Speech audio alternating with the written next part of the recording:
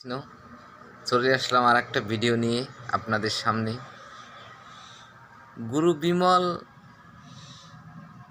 উনি যখন আমাদের সাথে আমাদের নিয়ে একসাথে অনেক লোকজন যখন একসাথে চলাফেরা করছি আমরা, তখন উনি বারবার বলছে অসম্ভবকে সম্ভব করে দেব, এবং তিনি করেও দিয়েছেন।